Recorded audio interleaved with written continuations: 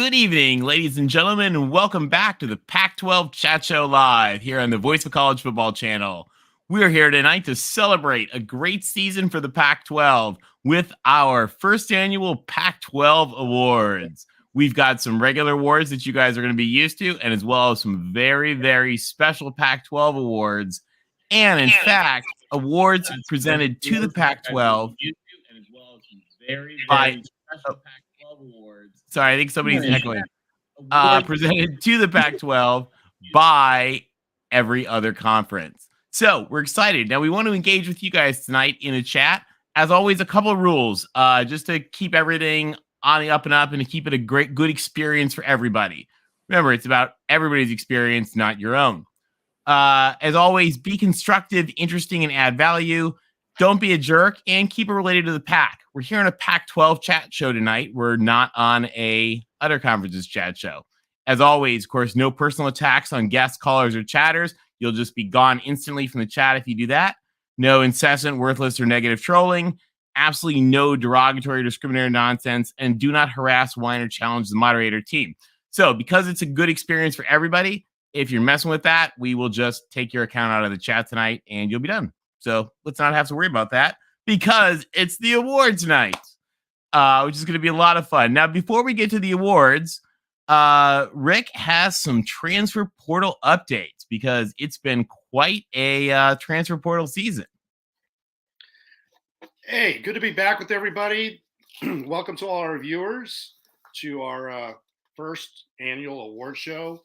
And as many of you know, the transfer portal just closed on the 18th last week for players to declare to get into the transfer portal for this first window. Another window will open up from May 1st to May 15th, but many players that are in the portal still have yet to declare or commit where they're going to go. You'll see that happening shortly, and we'll as we move into February, we'll have a more up-to-date numbers of what happened in this 2023 transfer portal moving into spring ball. But I wanted to just quickly recap 2022 because there was a lot of activity across the country, but keeping it kind of specific to the Pac-12 going into last year. Not many people, including myself, gave the Pac-12 an opportunity to improve, but they did. And a lot of that had to do with the transfer portal. If you take a look at 2022, some big changes with Lincoln Riley going to USC, DeBoer up at Washington. You had Dan Lanning going to Oregon. And three key things each of those schools had was a quarterback transfer, which was huge.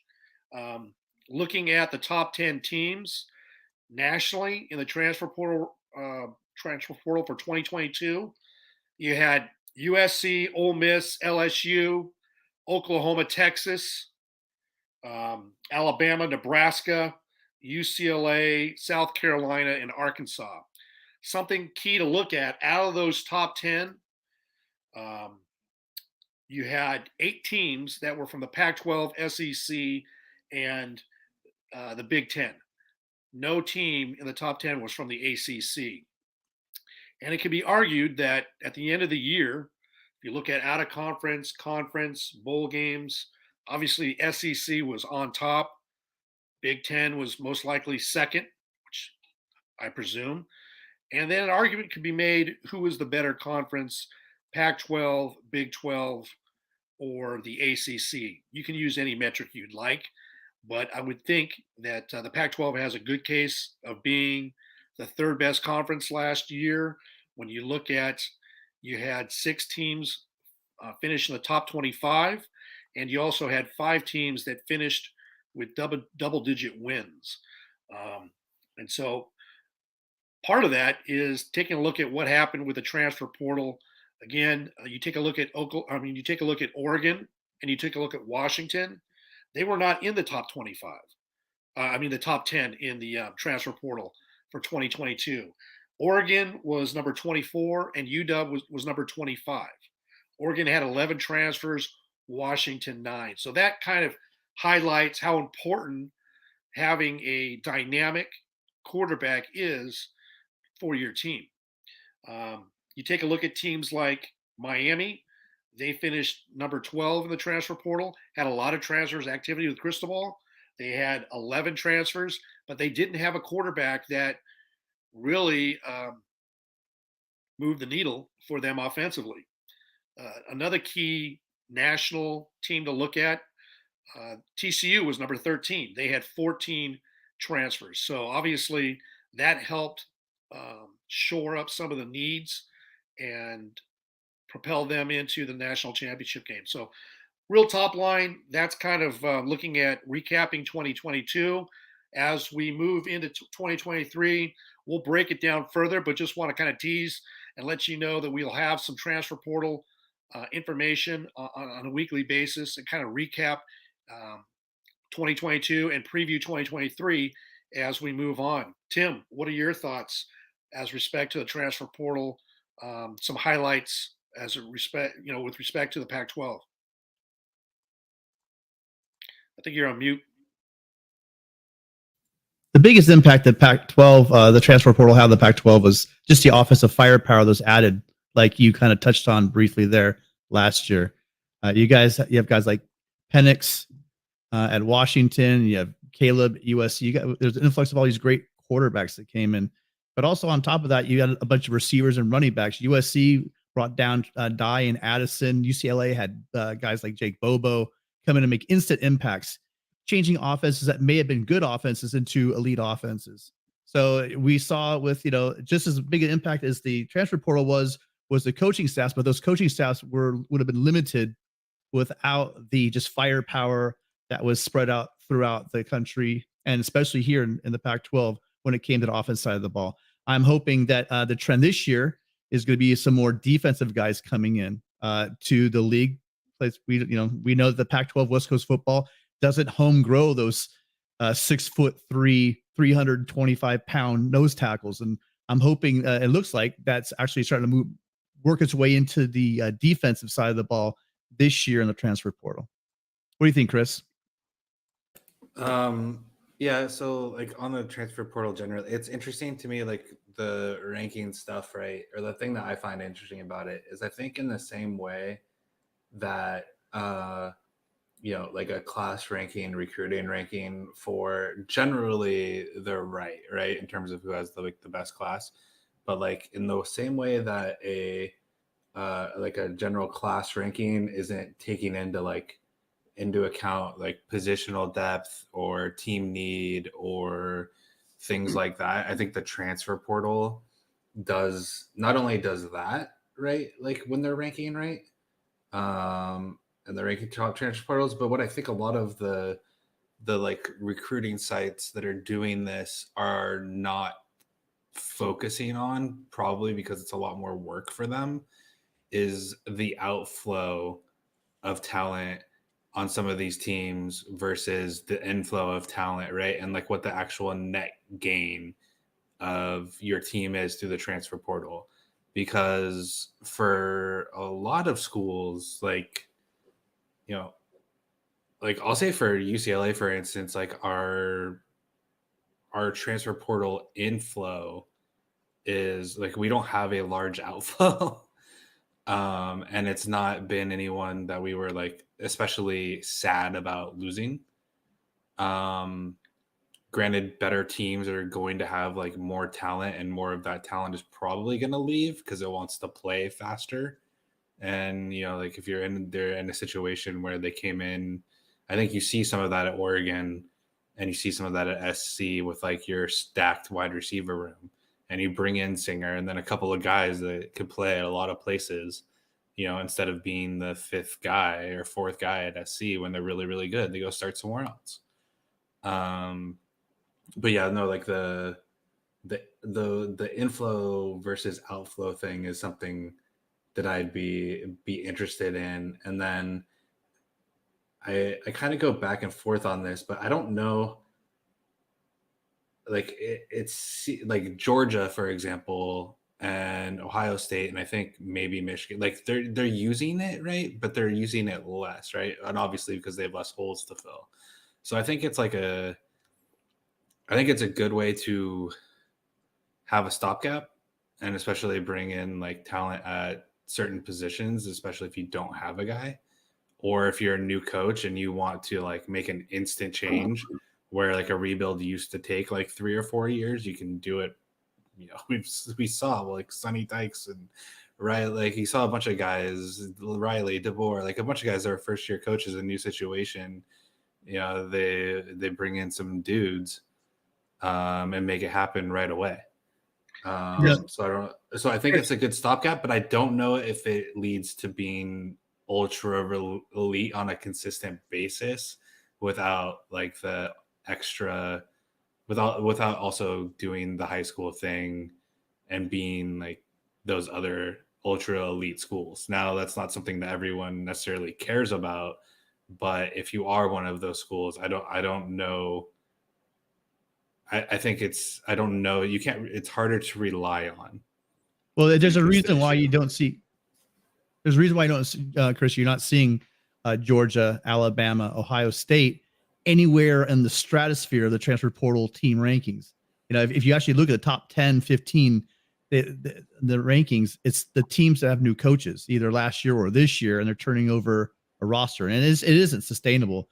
But then again, they haven't had, like, Kirby Smart has been building these classes for how many years now, right? Just turning over these top classes. I think, Rick, that it's a great way to jumpstart the program. It's almost like a defibrillator to popping some life back into a program, and you won't see the Alabamas because they have 5 stars. Why would you transfer somewhere where you're not even going to see the field? A big thing. Someone in the chat said something about Oregon having SEC like linemen. I got news for you. USC got 2 starting linemen from Florida, and that was basically the strength of Florida's team. And USC took 2 of their starters, and they're now going to be playing in the Pac-12. So we are seeing a lot of those big guys come west, and I think eventually, Oregon, USC, Washington's going to want to do what Alabama, Ohio State, and Georgia are doing by building their high school. The weird one in here, though, is Ole Miss. But if you look at the top 10, the rest of those are all brand new coaches or second-year coaches. Chris, you had a question. You'd be interested in the outflow and the inflow of talent. And I actually have those numbers. So real quickly, and they kind of tell a story and back up looking at the top 10. But before I get to that, Alabama was in the top 10 for 2022 transfer portal, and they had 5 transfers. But there's the perfect example of basically Nick Saban and the Alabama staff high spotting and getting like the best players to upgrade where they need to fill needs. And because their talent was 4 and 5 star, there's an example of Nick Saban really utilizing getting the best players to come in and address needs. But getting back to outflow and inflow, Chris, if you take a look at the Pac-12, the Big Ten, and the SEC, the Pac-10 had 19 players going out on average per team. The Big Ten had 18.3, and the SEC had 20. And incoming, the Pac-10 had a little over 8 players, new players coming in. The Big Ten had just under 7, and the SEC had 8.7. So if you could see that, they're getting rid of, a lot of players that they determined cannot play in the portal, and those players that knew they couldn't play in the portal, they're going looking for playing time and opportunities. It's either you're in the SEC and you're not going to be able to play on a top team. They lead the 3 conferences and players that are outgoing. So that gives you an idea of those coaches are really going through utilizing the transfer portal and motivating those players. Hey, look for another opportunity because we're changing the roster. And that's what the transfer portal allows you to do is roster management, really reshape your roster on a year-to-year basis. So with that, we'll go ahead and move on to our awards. Tony. But do we want to talk real quick about the big controversy going on in the Pac this week? You've been kind of close to that, Tony. What are your thoughts? So just as an update, and actually just so we start, guys in the chat, tell us what you've heard. You guys just real quick, tell me what you've heard, and I'll fill you in. We just got this evening some pretty good insight into the details. But what are you guys hearing? I know things are changing daily. I wasn't really on top of it today, but as the news broke, it was determined it was a TV partner that for some amount of time was overpaying, and that number was believed to be $50 million. And that TV partner was not an ESPN or Fox, but rather a distributor.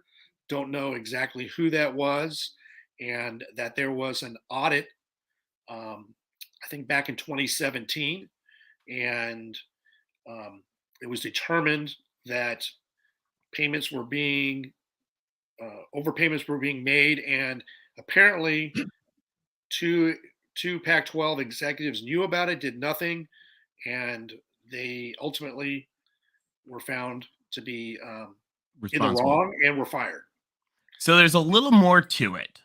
And just to give you guys kind of the quick update, and again, this is as of tonight. Basically, so the partner was Comcast, and Comcast was actually an original partner of the Pac-12. And Comcast, the rates that Comcast pays the Pac-12 for the Pac-12 network. So this is not about like Fox and ESPN, the rights. This is about the money that Comcast pays the Pac-12 to put the Pac-12 network on TV sets. And that fee, and this is a little bit of apparently kind of a crooked mess, is based on internal proprietary Comcast numbers that only Comcast actually has access to. So the Pac-12 doesn't actually have access to. And Comcast goes through and computes all this stuff and sends the Pac-12 a report that says, okay, here's our latest numbers on your channel, and here's how much we owe you.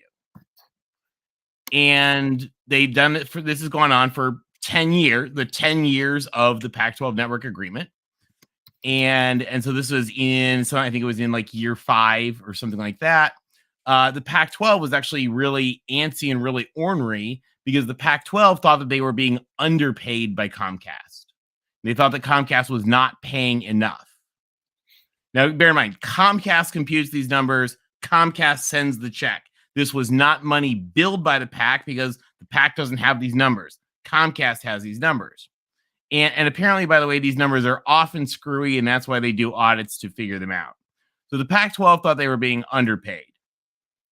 And then the Pac-12 went to some auditors, people especially do these things, and they said, look into these numbers for us. We think we're being underpaid.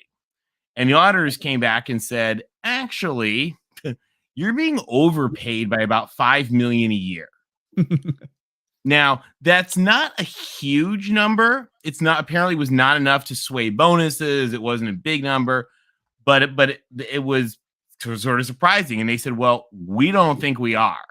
And they apparently dismissed the claim. And under their calculations, they thought they were being underpaid. And this includes the president of the network and the CFO. So they believed under their calculations that they were being underpaid, but it's Comcast internal numbers, so they don't have any say, and they get the check in the little report from Comcast. So this went on, and then during this media negotiations, which have involved all sorts of calculations of stuff and back and forth, Comcast figured out, oh my God, for the last 10 years, we've been overpaying $5 million a year. And so the Pac-12 started looking into this, found out that this actually had been raised. They had known about it, even though they didn't believe it. And they hired a law firm, Cooley, to dig into it. And the law firm found, in fact, that it was raised and it was dismissed. And as a result, the CFO and the president of the Pac-12 networks got fired, understandably. And probably they estimate over the course of the next 2 years, the Pac-12 will repay that to the tune of $25 million a year, in credit, in less money coming from Comcast. So there's no sues, there's no lawsuit, there's no people like this is fraud. People should be in jail. No, I think I wish we'd perp walk Larry Scott for any number of reasons, but this was not a fraudulent thing. It was Comcast calculated wrong for 10 years. Comcast overpaid for 10 years. And at about the midway point, the Pac-12 figured it out. But those two guys didn't believe that was right, and they just dismissed it. Well, so can I just jump in really fast? Yeah.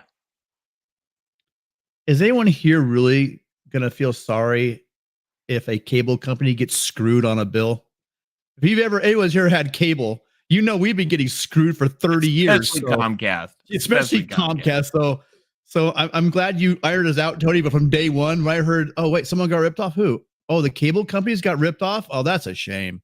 So, yeah. I mean, that's just my 2 cents. There are no tears shed for Comcast. Roger Dodger, yes, it's 10 years, not 5. It's $5 million a year for 10 years. It's the whole life of the contract. Basically, Comcast was miscalculating. John Wilner said he thinks that it has to do with they were double counting people based on subscriptions of some kind. So, counting every single Pac-12 network, since there's 7 of them.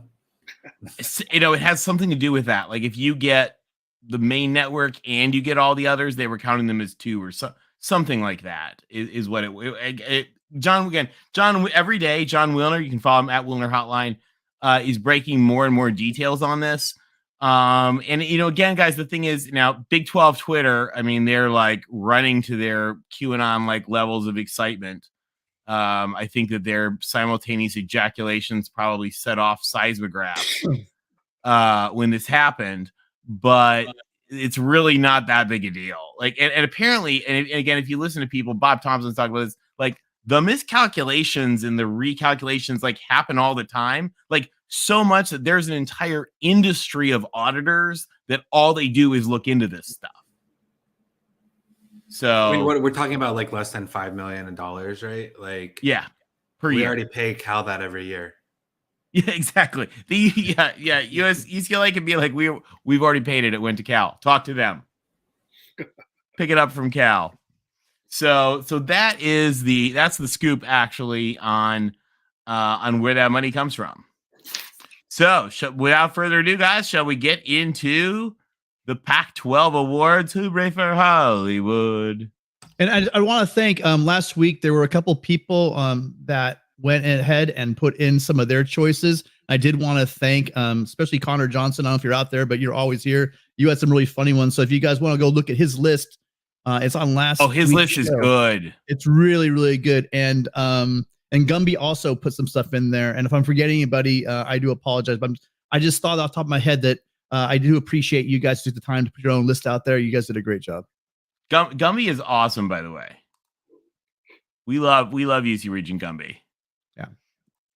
All right. Let me fix this one little thing. And I think we are ready to. Is the thing up? Sorry, guys. I'm trying to fix my computer here. I'm missing a screen that I usually have. All right. So without further ado, now here's a little thing, guys. In our Pac-12 awards, these are our special awards. The deal is individuals can only win 1 award per individual. So we have a few that, maybe they're going to win another one in a little bit. So why don't we get started with Offensive Player of the Year? Who is our best offensive player? The committee nominated, and don't worry if a certain player that won the Heisman Trophy isn't on this list. Maybe he comes up later. The committee nominated Bo Nix of the Oregon Ducks, Michael Penix of the Washington Huskies, and Zach Charbonnet of the UCLA Bruins. And the winner of the Offensive Player of the Year award by the Pac-12 Live Chat Show is Michael Penix of the Washington Huskies. Oh, congratulations, Michael Penix, Pac-12 Offensive Player of the Year. Any thoughts, guys? Well, it just shows you sometimes you just need to breathe, new life, a new environment in life, right? Get out of a different place and move somewhere else. He hooked up again with his old OC Caleb DeBoer, who was at Washington, and led the Pac-12 in passing. And it was an amazing show they put up through the air. And guys, Gumby has just pointed out something. We missed an award. We should have also had Offensive Player of the Year. Penix had a great year. Washington didn't get a lot of the hype. They had the most wins in the Pac-12. They won their bowl game, went down to Texas. Not an easy thing to do. And congratulations to Michael Penix. Looking forward to seeing what he does in 2023. A lot of the publications, a lot of the media has UW as a serious Pac-12, champion next year, or at least in the final championship game. So it's going to be interesting to watch Washington in 2023. All right, it's great. It's crazy a guy like that's coming back. But moving on to the next one. No surprise that our next one, Defensive Player of the Year. That's you, Rick? That's me. Oh, wow. And our Pac-12 live chat show nominees for the Defensive Player of the Year 2022, Clark Phillips III, University of Utah. Tuli Tuipulotu from University of Southern California. And last, Deion Henley from Washington State. And the committee, those are our three nominees. And the winner is Tuli from USC. Woohoo! Fight on Thule, guys. That was a good pick. Yeah, he had a serious chance to win some Bednarik. I mean, he was looking at National Bednarik Award, big time defensive player for USC, led Power 5 teams in sacks and tackles for loss this year. That includes everybody in the Power 5. Deion Henley was awesome up there at Washington State. I believe he led the league in tackles. I think that's why he was under consideration. And then everybody in the Pac-12 knows about the cover skills of Clark Phillips III. The guy's amazing. But in the end, we just felt the biggest disruptor on there was Tuli Tuipulotu. I might need Connor to call in later and complain about some Beaver defensive backs not being in there, or someone on like one of the best defenses in the league not having someone nominated. But I'll leave that up to him to fight that fight. Well, sometimes those great defenses are a team defense and not individual players. I think the sum of the parts is greater than whatever. I messed up that phrase, but you know what I mean. Yeah, that's their secondary was insane. Just ask Caleb Williams.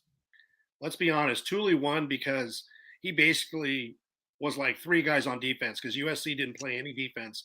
So Tuli covered three positions, including his own. He really did. All right. What about Freshman Player of the Year? Freshman Player of the Year. The Pac-12 live chat shows nominees for the Freshman Player of the Year goes to, let's see, first nominee was Jaden Ott, running back from University of California. T-Mac, wide receiver, University of Arizona. And Damian Martinez, running back, Oregon State University. And the winner is Damian Martinez, running back, Oregon State. Had 982 yards, 6.1 yards per carry, 7 TDs. He also had 6 games of rushing for 100 yards or more on a team that built itself on defense and a running game. Damian Martinez was an outstanding freshman. He was basically the running game for Oregon State. He was the bell cow. And as a freshman in this league, that's a very, very tall order, and deservedly so. He's the Freshman Player of the Year. Yeah, Gumby makes a great point that it would have been Ott, but for the lack of the O-line, and it probably would have been Ott if we were voting in like mid-October. Yeah. But as the season wore on, things changed a little bit, and it's tough for Ott to find a hole. But I don't know who's gonna block for him, Gumby. You'll have to tell me later. But they got like 3 really good backs, and I'm not really sure how they're gonna go anywhere. But I mean, I love me some Jaden Ott, and if you would have told me in October he wasn't gonna be the freshman player, like the best offensive freshman player, I'd be like, well, what the hell is gonna happen in the next 6 weeks? Yeah, he came on strong. Going into the season, I was thinking about that offensive line. You made a good point, Chris. And how they were just dominant last year, and how they're just going to run all over the place.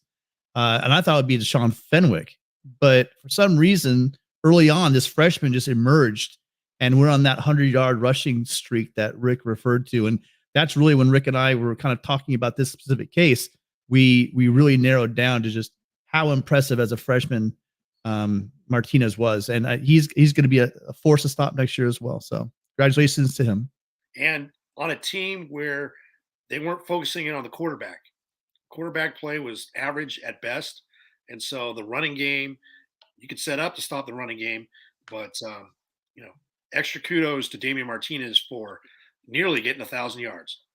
He did. Yeah, and if you guys remember that, Oregon fans, plug your ears, but Oregon State literally ran, was it 27 straight times? I can't remember how many times they ran the ball and scored 3 times down the stretch of that game.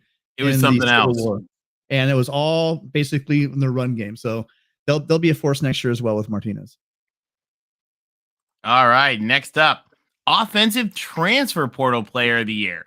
Who was our best player coming out of the transfer portal? Now, again, if your favorite Heisman winning quarterback is not nominated, you may have to wait for another award that he comes up in. And he might be nominated for that. He might be. The nominees for the offensive transfer player of the year, transfer portal player of the year, are Bo Nix of the Oregon Ducks, Jake Bobo. There's a lot of names. I'm just going to go through them faster. Jake Bobo, Jaden DeLaura, Bucky Irving, and Jacob Cowing. And the winner of the offensive transfer portal player of the year is Bo Nix of the Oregon Ducks. Excellent. Way to go, Bo. Yeah, it's just amazing to think that all these quarterbacks that just kicked ass all year in the Pac-12, they're all coming, except for DTR, they're all coming back.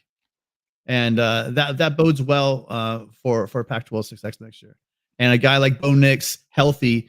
Remember, Oregon struggled down the stretch last year, but a big part of that was the fact that Bo Nix was on one wheel, So it'll be great to see with another year. I am, though, interested to see without Dillingham how that's going to change the offense. But Bo Nix showed me enough and made a believer out of me last year. I was really hard on Bo Nix, thinking, what's he going to do? And he definitely proved me wrong.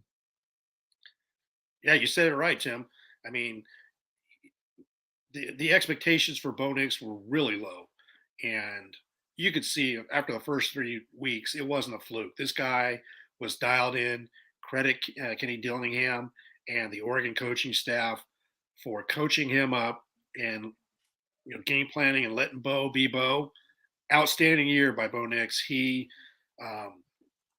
really was a critical force in Oregon's success. And it's exciting to see him come back. It's going to be great.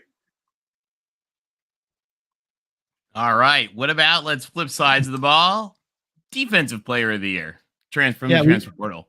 We couldn't let this go without. So at first we just had so many, because like Rick talked about, we've had so many amazing throughout the country, especially in the Pac-12, just these amazing transfers. So we literally had so many, we had to split it into 2 different categories. And we'd be remiss if we didn't hit on some of these guys on defense that made a huge difference in the league last year.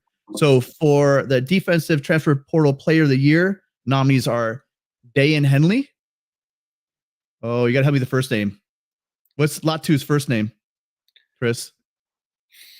Latu. Sorry, I had myself on. I'm sorry, I had myself on mute. No, that's a rough one. Yeah, I'm sorry. Any Polynesian people out there, I'm terribly sorry that my ignorance, but I can't. I'm just gonna Anyway, Mr. Latu, who transferred down from Washington to UCLA, Mekhi Blackman for USC from Colorado, Christian Gonzalez, and Jackson Sermon. We got a lot of tacklers. We got Mekhi Blackman, who was only one behind Clark Phillips in interceptions. Latu was just chasing down our defensive player of the year, Tuli Pelotu, in the sack department. So there's some heavy hitters, but in the end, when we talked about it, on defense, you need a tackler and a guy who comes in, and then a transfer guy comes in and leads the league in tackling, and that's Dayan Henley. So congratulations, Dayan Henley, as the defensive transfer portal player of the year. All right. Moving on as the awards start to get interesting. Our number one top player of the year. Yeah, there's a lot of back and forth on this one, but we have some nominees we're going to throw out there. So we had Bo Nix from Oregon, Michael Penix from Washington, and Caleb Williams from the University of Southern California. And the winner is Caleb Williams, USC. Not much of a surprise there. All three of these guys had great seasons, but the season that Caleb had this year, the numbers he put up were just insane. So congratulations to Caleb Williams, also your Heisman Trophy winner. I love it. And a very exciting one, head coach of the year. Now we have 3 nominees, and we've chosen the 2 nominees from the Pac-12 coaches voting, who were a tie, so we put them in. And then we have another coach who we think did a pretty wildly impressive coaching job. So those are Washington with Kalen DeBoer, Oregon State with Jonathan Smith, and the impressive job that you really might be surprised by is Carl Durrell from Colorado. Because think about how hard it would be to take Colorado and the talent they had and the history they have and be that bad. It's pretty impressive. It's an impressive coaching job, and that's why, Carl Durrell, you are nominated, but the winner is Jonathan Smith from Oregon State. Congratulations, Coach Smith. That was a hell of a season, hell of a team, and you deserve Coach of the Year from the Pac-12. Congrats, Beavs. Yeah, what Jonathan Smith has done over the past 5, this is a 1-year award because they did, the 10-win season for the Beavs, good, huge bowl win, really one of the most convincing bowl wins the Pac-12 side of the ledger this year, really took it. The whole season, impressive season. But the big thing, again, I know it's a 1-year award, but what Jonathan Smith is building up there in Corvallis is special. He's a Oregon State quarterback. He's an Oregon State guy, and I think unless the NFL calls, I think Connor Johnson is going to be a very happy man for quite a while up there in Corvallis. And their success by beating Oregon and then beating Florida in the bowl game definitely contributed to landing DJU as their quarterback. So another team to look at, looking forward to in the 2023 with a new quarterback that's multi-talented to add to that tough defensive-minded team with a running game. So look out for the Beavs in 2023. And who knows, Go maybe Beavs. some desperate Pac-12 team will also maybe resuscitate Carl Durrell again at some time in the future. He was 1 game from perfection, and he might have got there if they hadn't pulled the plug on him, because he had that 1 game that tripped him up that he actually. No, did he win that? No, they wanted it right after they fired him, I think. So he was perfect till they shut him out. He was perfect. Okay. Yeah. All right, moving on. Go ahead. Never mind. Go ahead.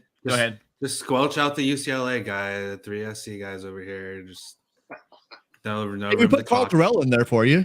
Well, yeah. So here's my point: is that Carl Durrell, I think, is pretty evident that he only really needed some more time because, after they fired him, they only won 1 more game without him. It's not like it was a coaching issue, right? You just got to give him a little bit more time to get the right guys in there.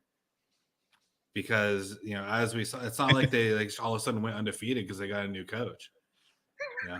And the fact that Herm Edwards wasn't nominated either, I think Herb should have been nominated. Herb should I have think been it's nominated.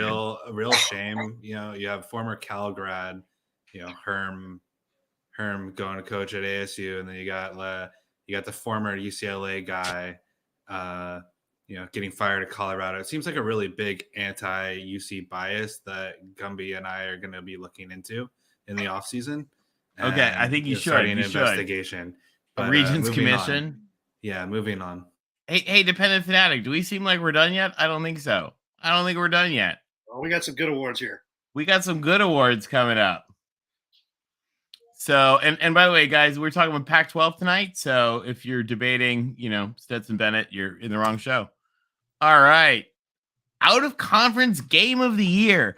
Now, this is a special award for which team's game hurt conference prestige the most.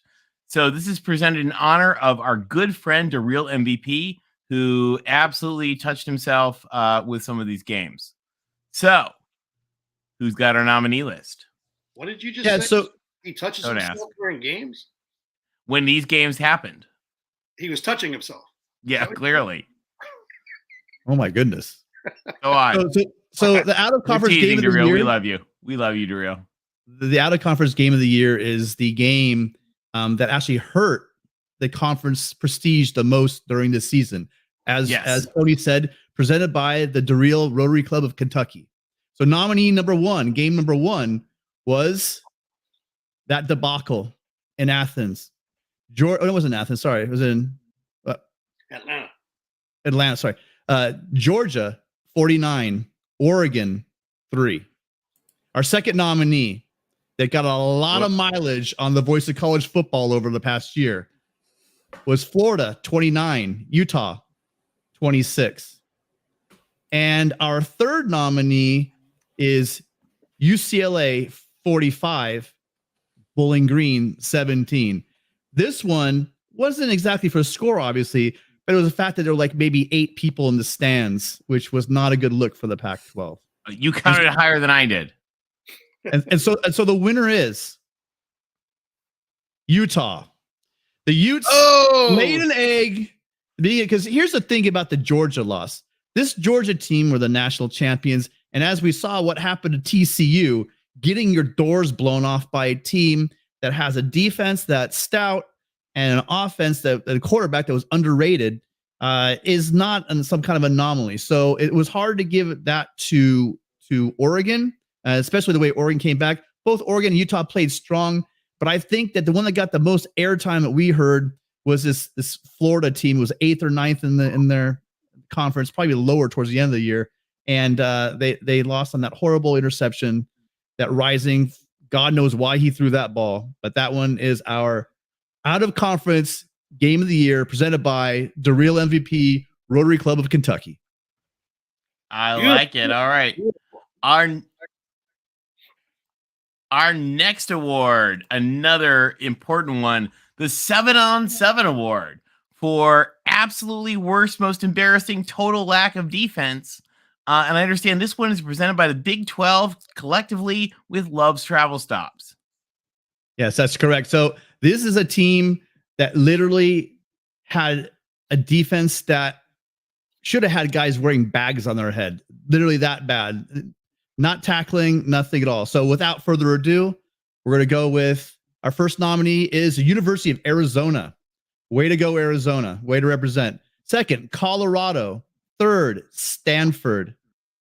4, USC and UCLA. All of these. Actually, Tim, before you present this, how impressive. This is such an amazing award that 5 of the 12 conference teams had to be nominated. Well, you know, it's a rare event when you have 5 teams that I believe all these teams were at least 90th or higher in total defense, which is quite an accomplishment. We were talking about how great the Pac-12 was earlier with our 6 teams in the top 25, 5 teams in double digits. UCLA won, you know, that crazy ending away from having half our conference with double-digit wins. And then we got to flip over the rock and look at the underbelly of this thing. Yeah, hold on. Before you do that, Tim, Mikey G, Oregon, they're trying to steal in this award. Mikey G, I saw some people be tackled by Oregon. I don't want to hear it from you. Yeah, your secondary did make a good push, Mikey. You guys really did. They did their best to absolutely play no defense on the back end, but they just weren't in this guy's company. What do you think, Chris? How about your Bruins? Yeah, no. So I mean, I think it's an honor to be nominated. As deeming my Bruins as glorified Arizona. We'll see. We'll see. I don't have the total vote tally. Only you have that. But we'll see if if we can keep our namesake. Talk is Pitt. Keeps trying to troll me in the comment section, talking about UCLA being bad. But what I don't think he understands yet is he can't hurt me any more than I already hurt myself. So let's see who the winner is. But again, I'm very honored to be on the board. And I had a Pitt fan today send me 5 pages of angry Twitter messages. 5, like if you were going to print them out, 5 pages. I haven't read them, and I don't really plan to. But like Pitt fans are a little unhinged today. I don't know. Maybe they lost in basketball or something. As a USC alum, I'm not really sure what happens with that round orange thing indoors, but who knows? Anyway, sorry, Tim. I didn't mean to interrupt these 7 on 7 awards. No, I was just reading the chat, and chat. If this was a season, sorry, this was like a fourth quarter award, I think you would have a stronger case for USC, and it wouldn't be by a mile. These 5 teams here have absolutely rancid defenses, but 2 of them really stick out. I mean, really stick out. Defenses. Like next level bad. If you thought USC and UCLA's defenses were bad, go ahead, anyone here, take a peek at the statistics for the University of Arizona and Colorado. And we went back and forth. And although statistically Colorado's defense was worse, we decided that this one goes to the Wildcats of the University of Arizona because they their offense put up so many damn points. They should have won a lot more games than they did, but their defense was an absolute sieve. You could run. Is this the thing? Well, is this the Wildcat thing, the bear down symbol? I believe so. Tim, bear down, Arizona. How many times did they give up? How many times did they give up over 250 yards rushing on the season? I don't have the statistic, but I guarantee you it's at least half the games. So that is historically bad. Do better, Wildcats. Tim, Arizona's defense made Cal fans think that the Cal offensive line problems were solved. Yeah. Oh, that's a great point, Chris. Yeah. Which leads us into our next award, kind of very. Should we move on? Our next award, which is another very, very important, prestigious award, the 3 yards in a cloud of dust award for absolutely most embarrassing, worst lack of offense. And this is a very special award given to us by our longtime friends, the Big Ten West, and their guru, Iowa. Love it. So as we were speaking of Cal, the nominees for this award were Cal, Stanford, and Colorado. And although Cal and Stanford put up valiant efforts in winning this award this year, and you might think it is Cal for how much we've trashed them within the last 5 to 10 minutes on that, the winner, in true Iowa fashion, coming in at a whopping 0.2 yards per play more than Iowa on the year, is Colorado. Oh, go Buffs!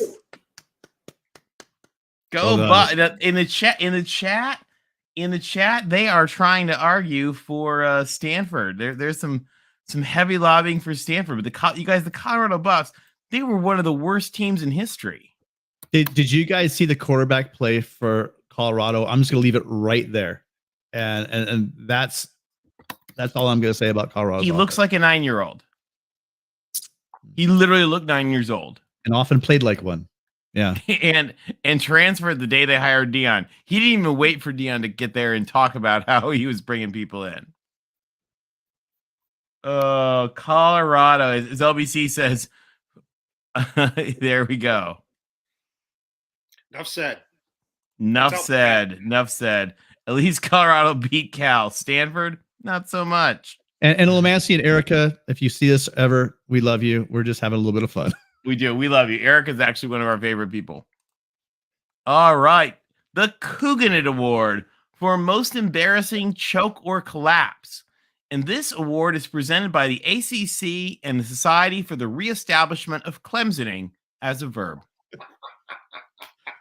So, unfortunately, our conference had a lot, and we had to narrow it down. We had some great wins, but we also had how were we able to narrow this one down so much? It was rough. It was hours of debate, lots of table pounding. Things were thrown, but in the end, we came up with three very deserving egg on the face losers that cooked it this year.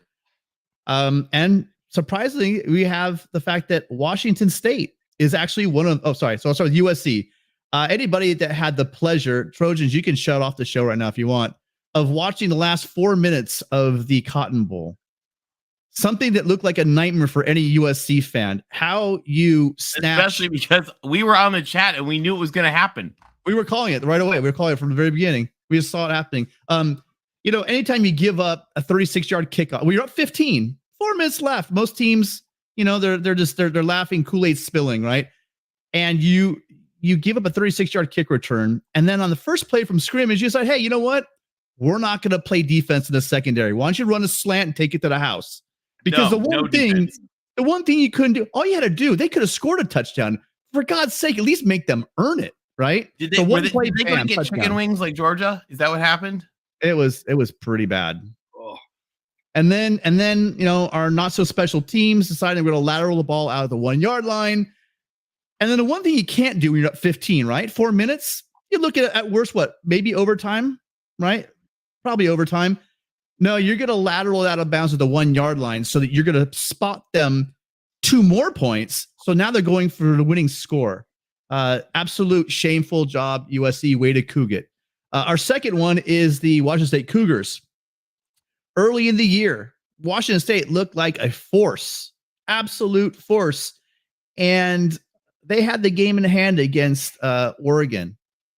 And then all of a sudden they start throwing interceptions to linemen, or it was a linebacker. It's who houses it. And they're just giving the ball up, not doing anything. And again, Washington State seizes defeat from the jaws of victory in only a way a Cougar fan could imagine, just like the Trojans enjoyed with Tulane. And then finally, you Ducks, you thought you would get away that easily? No, man. Listen, when a team doesn't even throw the goddamn ball in the fourth quarter, it seemed like, and runs it right down your throat, and your brilliant coach decides to go for it on 23-yard line, and you're bad. I don't even understand I didn't know what he was thinking. There's no way you're not going to be on this list. So what was Mikey pretty damn bad. Mikey G was bummed out about not getting nominated for worst defense. They got nominated for the award. The Cougan Award they are up for. They didn't throw it at all. And like there's any doubt who the winner of this one is. And the winner is USC for absolutely crapping the bed in the Cotton Bowl for everyone to enjoy. Well done, Trojans. You guys, I haven't gone through the statistical analysis, but like who had a higher chance of winning at the end of the game between USC and UCLA? Was it USC? I mean, that had to be like a 98%, 99% chance of winning the Tulane game? Like how bad was both our of them were pretty absurd. Tony, they were both. It was embarrassing. Tulane was too painful. I don't recall anything. All the teams cooged it, but no one cooged it as hard as the Trojans did in those last. No one cooged it as hard as it was. An impressive cooging. Yes, absolutely. I'll tell you what, though, I took a beating at home watching that game with friends because with 8 minutes left, I think I mentioned this earlier, I cracked open an Arrogant Bastard by Stone, and my friends and family were like, "What are you doing?" I go, "This game's over. This game's over." You guys know Mikey G is filing a protest here because he's saying that they cooged it twice against both rivals and thinks that should present them for special honorary consideration. The classic double coog award. The double coog award. Double coog with bacon. You guys, that sounds almost like losing to both rivals. Is that Clemsoning? Wow. Well, no, I think Roger just nailed it. Why we won is because USC not only couged it, but we also Clemsoned it as well. So, so I think that gives it to USC.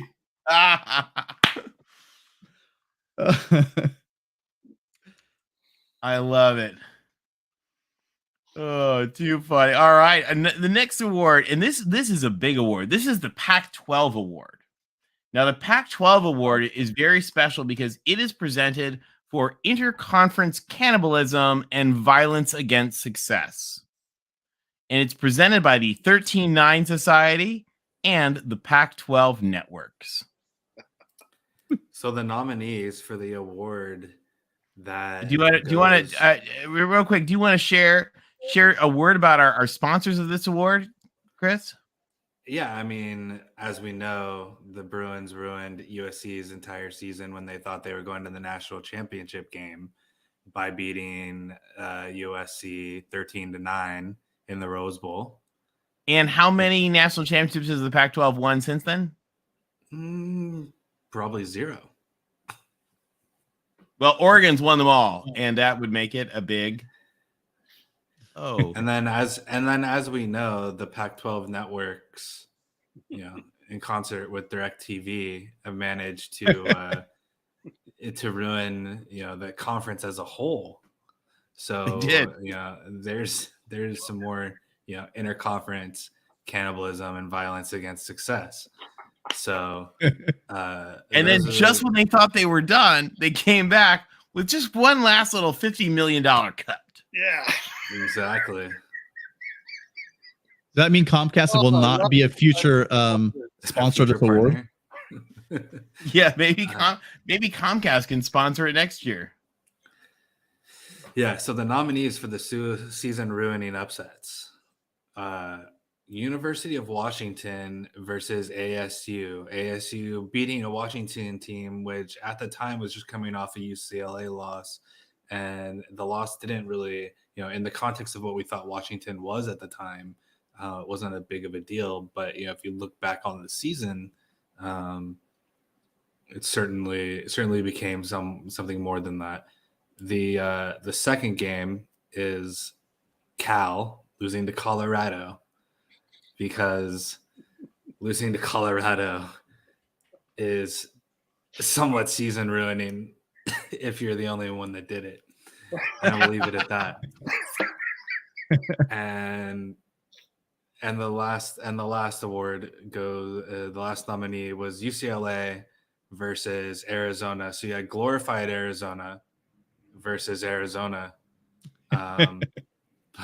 but unfortunately for the Bruins, Arizona won, and the winner is UCLA versus Arizona, because if UCLA had won that game, they would have actually been in a rematch with SC in the conference title game, completely changing the season for the Bruins, giving them their 10th win.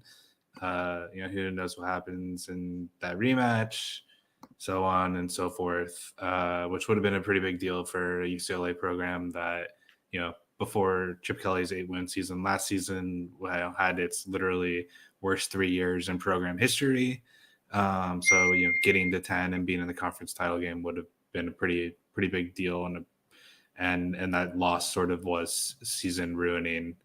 And I'll go ahead and jump in front of this in case one of you wants to throw it out. But a classic SC jab is to lowercase the B and uppercase the R in our name. And this one certainly did ruin it for us. It did. It deserved it. It deserved it. And Washington, I mean, congratulations.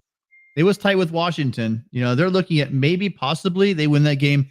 They might have been in the playoffs. So, that changed the trajectory of their season. But it definitely goes to UCLA because that was a painful loss for you guys. And the overall thing, it really hurt. It really. We're trying not to cook it here as well. Oh, sorry, Tim. I didn't interrupt. Go ahead. No, it's okay.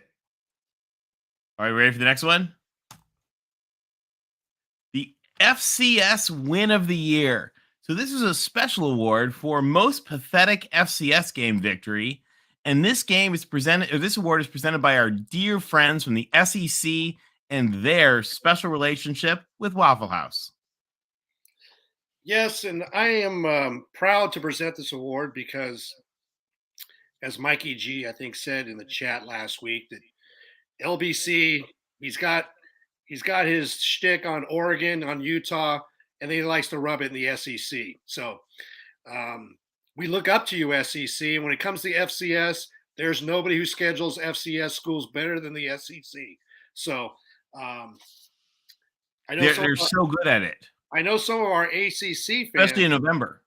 Yes, I know some of our ACC fans might want to chime in because after last week and Trevor Lawrence's comeback win, stellar win against the San Diego Chargers, because they're going to carry that name, because you could take the Chargers out of San Diego, but you can't take the San Diego out of the Chargers. But you're down 27-0, and Trevor Lawrence with 4 picks in the first half comes back and beats the Chargers. And where does he go? Waffle House. So the nominees for this year's FCS Win of the Year in the Pac-12. Nominee number 1, Oregon, 70. Eastern Washington U, 14. This is following Georgia's 49-3 curb stomping in Atlanta. Way to bounce back, Oregon Ducks. That's a great schedule. Nominee number 2, Utah, 73. Southern Utah, 7. This is following Utah's 29-26 loss at the Swamp. I didn't even know Southern Utah had a school, so awesome job going back-to-back, getting that FCS win after you embarrassed yourselves and the Pac-12 in the Swamp to a soon-to-be 6-7 Florida team. Congrats, Utah. And nominee number 3, UW, 52, Portland, 6, following UW's 45-20 win at home over Kent State. And the winner is UW. True to SEC scheduling form, UW played an FCS team right after playing a G5 team for a back-to-back cupcake, helping the Dogs to a Pac-12 best 11-2 record. Better than 10-4 Utah, better than 10-3 Oregon, better than a 10-3 Oregon State, and better than 11-3 USC. Those surfers from SoCal. So bow down, UW, going back-to-back cupcake for the Waffle House SEC FCS Win of the Year. Congrats. Yeah, LBC, this is such a prestigious award. Why wasn't USC nominated? That's a good question because, USC did not qualify because they did not play an FCS school this year, nor have they ever played an FCS school in the 137-year football glorious history, nor will they next year. That's why they were not nominated. And how many schools in the nation by the time this season is over will have never played an FCS team? Solamente uno, senor, and that would be USC. Oh, actually, and Notre Dame. Is it Notre Dame? No, they're blowing it this year. As of now, right? They still are. Notre Dame plays an FCS team this year. But next year, the next season it'll be that way. It's this season. Yeah, that's the scary part. Oh, sure, right. Yeah, this year. We've played one. You played one, and you're lucky you didn't get nominated. Hey, just would have given us a chance to talk about Michigan on the show. Well, guys, what an exciting season and what a wonderful Pac-12 awards night. Our hearts are full. Our trophies glitter. And we had some pretty special awards. And we want to thank all of you guys who chimed in with suggestions. So it was all you guys. And just to folks in the chat, you guys all, a lot of you deserve your own awards.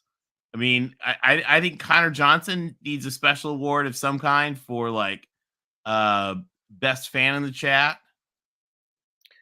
I think Gumby has the best spirit, the most pack-like spirit. You know, we got Mikey G is our favorite duck.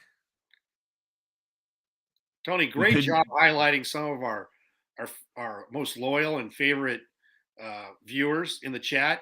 We should have come up with an award for that. Sorry, we should have. We will for next year.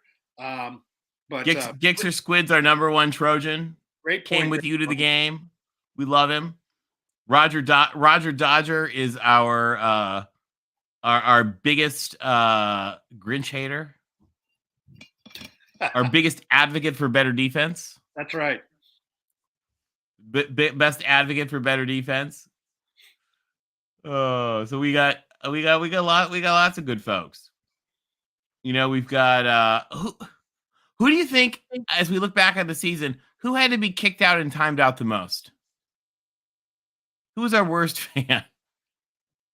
Well, there were a couple of those too, but you know, I don't want to focus on those guys. Okay, there's a number of them. There's a number of them. I think we'd have trouble though, picking our favorite fans, because I have to be honest with you They're guys. all our favorite. It's like your children. Because we had a lot of Pac-12 fans that have joined us here, and a lot of national fans, of football fans that have joined us. And again, if it weren't for you guys, it would just be 4 guys like we probably would do anyway, sit around talking about the Pac-12. But all of you guys have made this year something really special for me and for all of us here on the panel. So we appreciate every time you guys took time out of your busy schedule to come join us.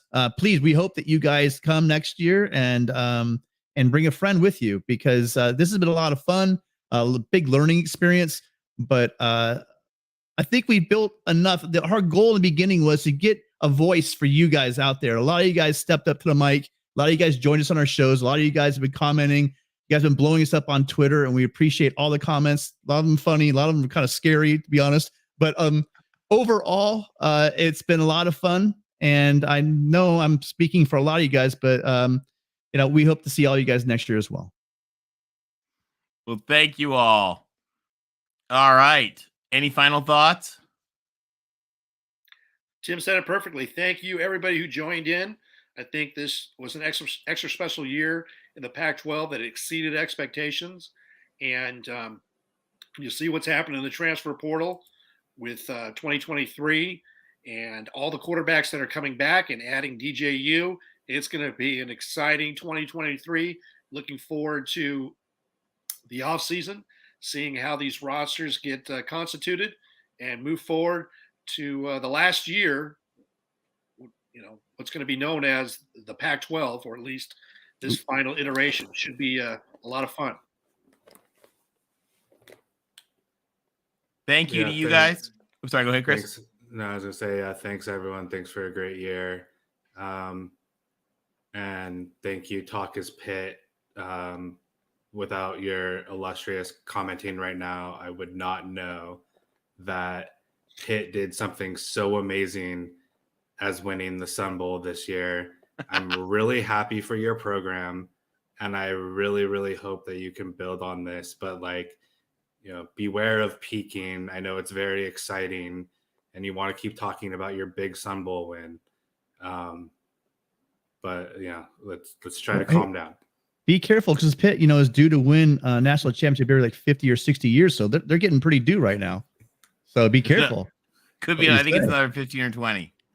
I don't know who I'm going to have to calm down more about how great they're going to be next year. Is Pitt coming off their big Sun Bowl win, or Connor thinking that the Beavs are all of a sudden a playoff team. It's going to be neck and neck. Oh, shots fired. Shots fired. Love you, Connor. We love all you guys. And I want to thank Tim. I want to thank LBC. I want to thank Chris. And we want to thank our friend Mark Rogers for giving us this time on the channel. I want you guys, as we close here, I want you guys to help me do one thing. Everybody, whatever your team is, raise your hand up in your hand signal, whether that's a fight on, whether that's the Wildcat thing, a fork, whatever it is. Give your team's hand signal right now. Guys, This was a hell of a season. It was a lot of fun. It was a blessing for us to be with you. But the new season starts now. So this season is in a few months. Fight on, everybody. Go Bruins. Bear down. Go Buffs. Sko Ducks. Bow down. Whatever your phrase is. We hope you have a great offseason. We'll be with you through it. And we look forward to seeing you guys as we move into this season, 2023. Thanks for helping us with a great last season, 2022. Have a wonderful night, everybody, and a happy new year.